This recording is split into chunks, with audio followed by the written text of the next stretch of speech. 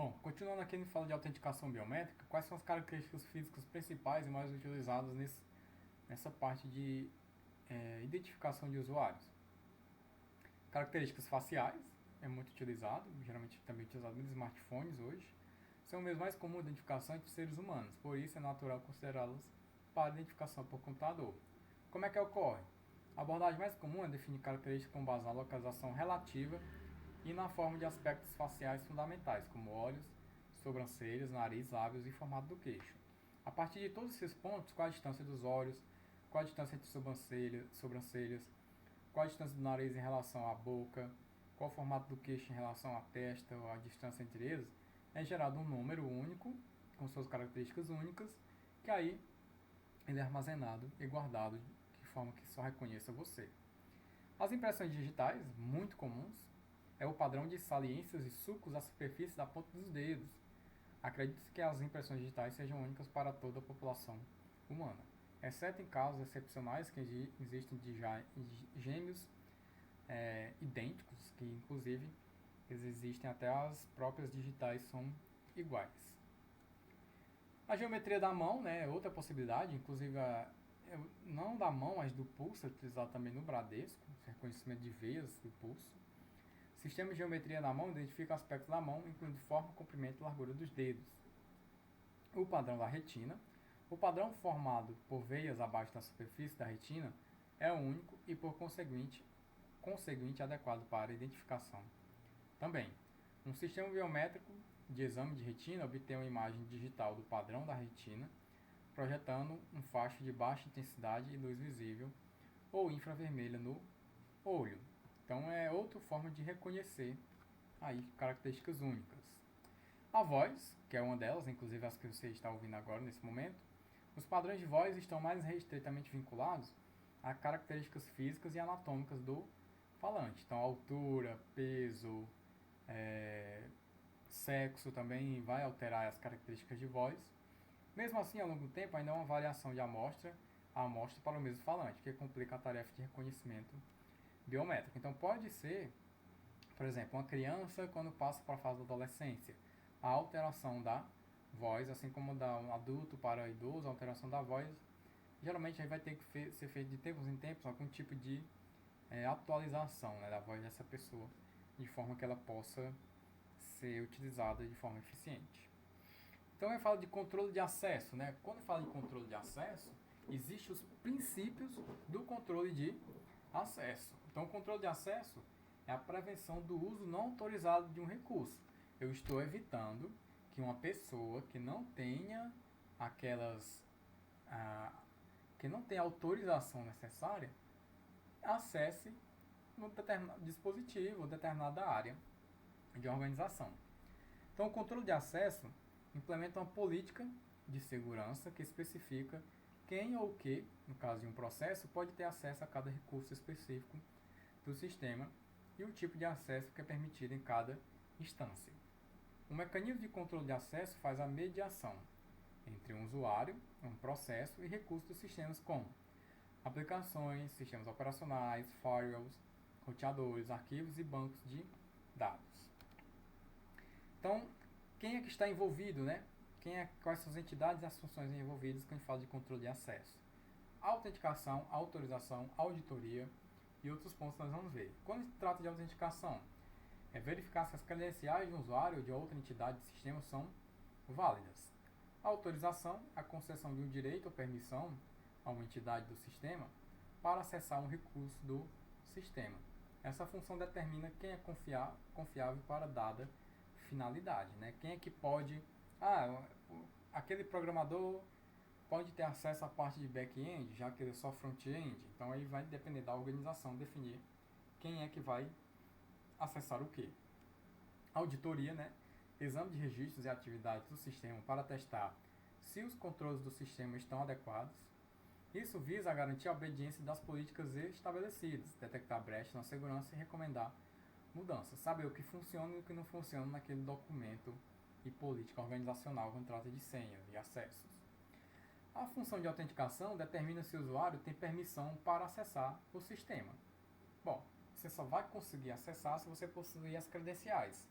sejam elas biométricas, sejam elas através de login e senha, seja a combinação das duas, aí vai ficar a critério da organização.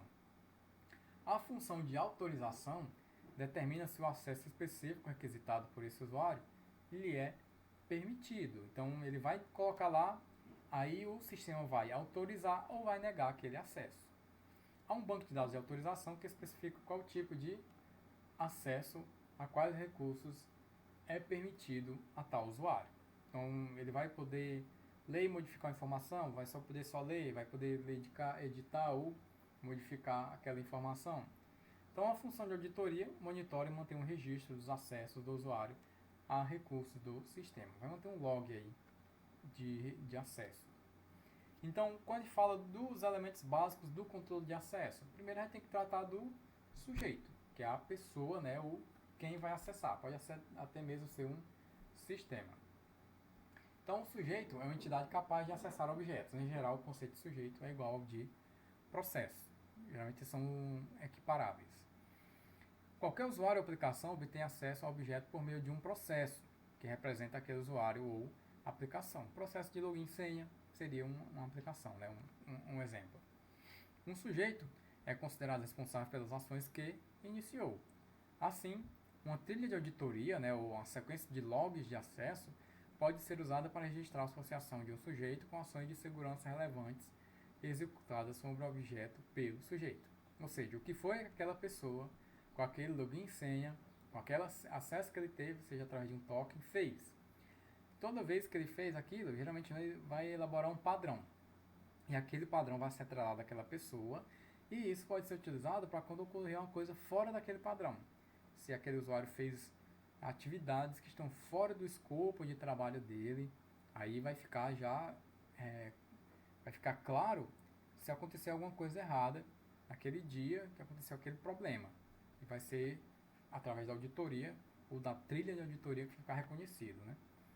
Sistema de controle de acesso normalmente define 3 classes de sujeitos, com direitos de acesso diferentes para cada classe. Quais são eles? O proprietário, o grupo e o global. Vamos já ver cada um deles. Bom, quando a gente fala de elementos básicos de controle de acesso, o sujeito pode ser dividido nesses 3 formatos.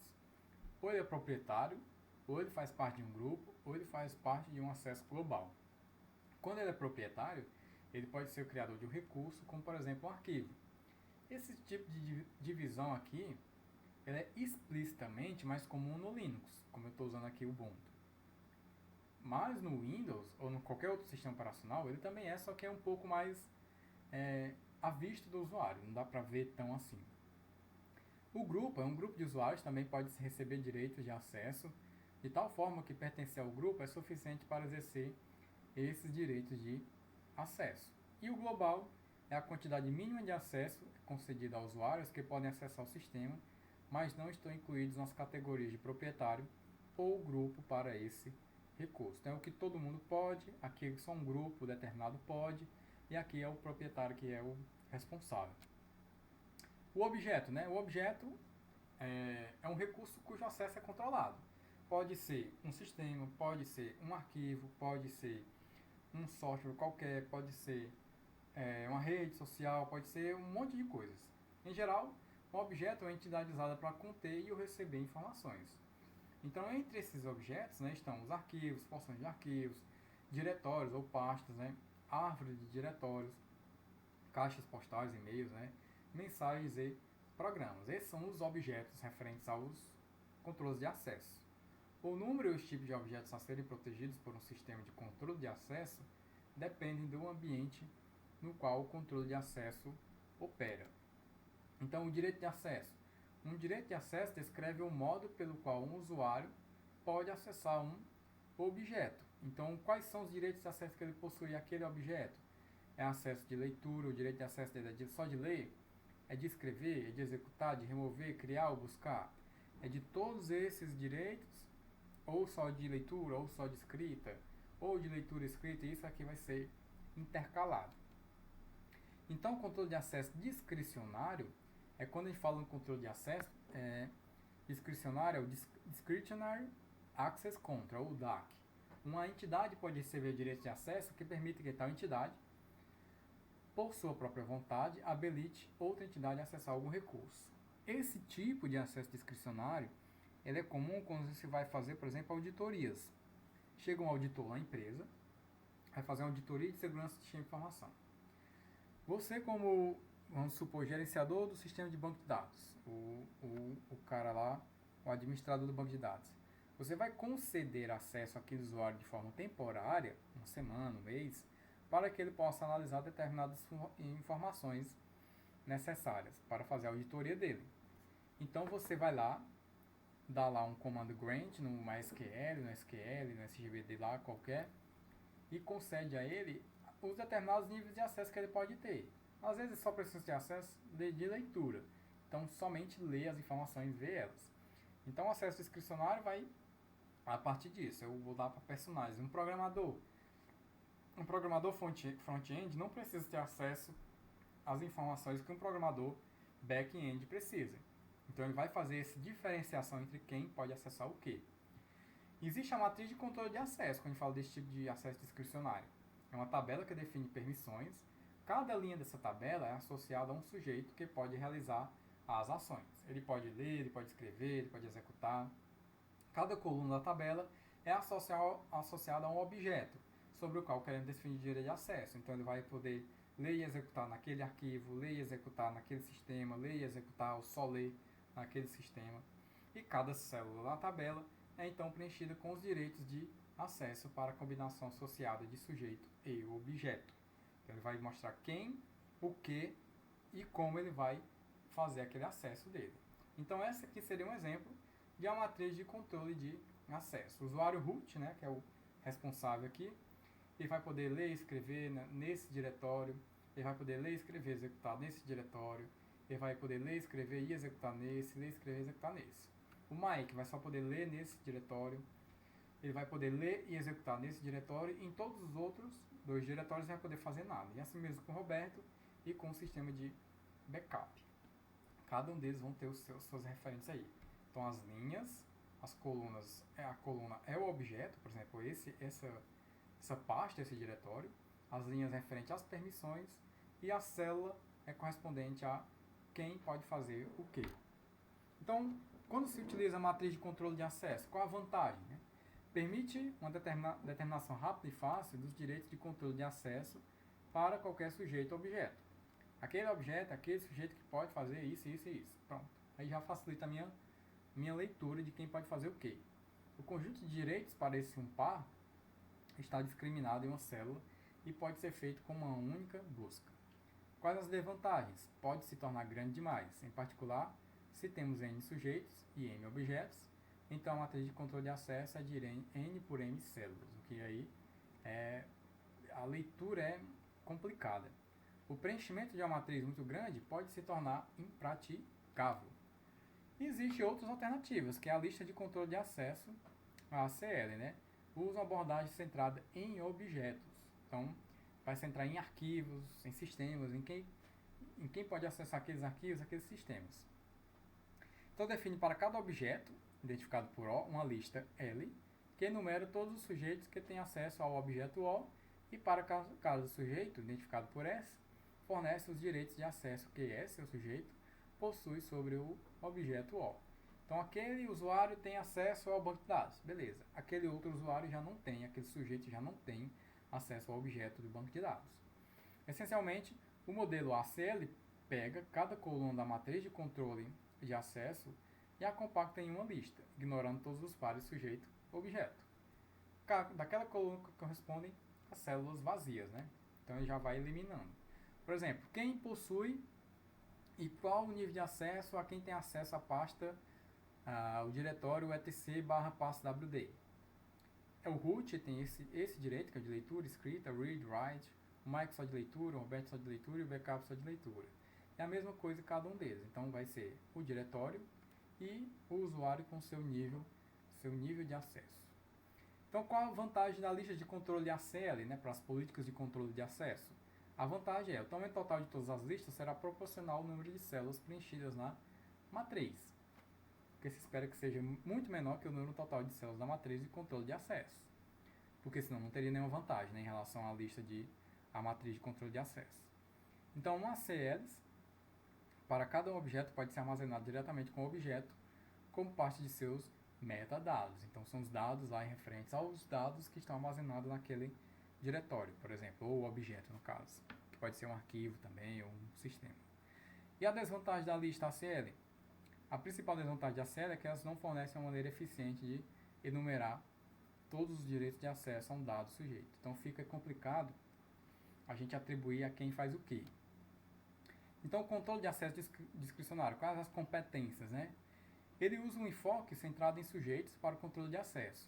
Define para cada sujeito S uma lista L de objetos para os quais S, os sujeitos, têm direitos de controle de acesso junto com os direitos específicos para cada um desses objetos. Portanto, é essencialmente uma lista de células de cada linha matriz de controle de acesso, compactada pela remoção de células vazias. É uma forma resumida. Então, controle de acesso discricionário é uma forma resumida aí na parte de competências. As competências são referentes assim. root vai mostrar aí qual o diretório que cada um tem acesso e quais são os respectivos níveis de acesso, de leitura, escrita, execução ou remoção. E vai ficar organizado desta forma. Então, qual a vantagem de competência em relação às outras? Tem as mesmas vantagens da ACL, torna fácil para o administrador determinar rapidamente para qualquer sujeito todos os direitos de acesso que aquele sujeito possui. Já facilita, já é uma vantagem em relação à desvantagem da lista ACL. E a desvantagem não são diretamente associadas a objetos em si. Portanto, a única maneira de determinar todos os direitos de acesso a um objeto O é pesquisar todas as listas de competências para todos os sujeitos. E ainda por fim, controle de acesso baseado em papéis, o CABP. Independentemente da estrutura de dados específica que representa direitos de controle de acesso, esta é outra abordagem para o controle de acesso. Pode ser usada em qualquer das estruturas descritas anteriormente.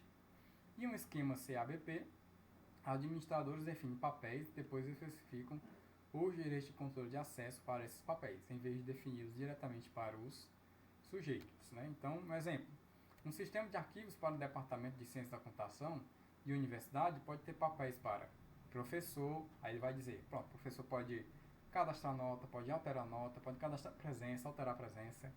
O aluno, aí vai ter o aluno pode ver sua nota, ver sua presença, mas ele não pode modificar, pode ler, E o pessoal administrativo pode fazer inserção de objetos de demandas administrativas do campus, da universidade e assim sucessivamente. Então, cada papel recebe direitos de acesso que são apropriados para a classe de usuários associados com aquele papel. Os sujeitos podem receber diversos papéis. Os direitos de acesso para cada sujeito são a união dos direitos de acesso para os papéis que ele possui. Então, cada um desses papéis, que esses atores, vão ter os seus respectivos acessos definidos. As vantagens. Qualquer que seja o método de controle usado para armazenar direitos, o número total de regras é reduzido. Então, para todos os professores, vai ter aquelas regras. Aí depois é que eu vou especificando. O professor é diretor de departamento, aí vai ter outras atribuições. Mas para de todos os professores já tem em comum. A sobrecarga, para descobrir se um sujeito S tem um direito particular e pequeno, pois tudo o que o sistema precisa fazer é determinar um dos papéis de S que tem esse direito de acesso. E a desvantagem? A principal desvantagem é que ele não é implementado nos sistemas operacionais em uso atualmente.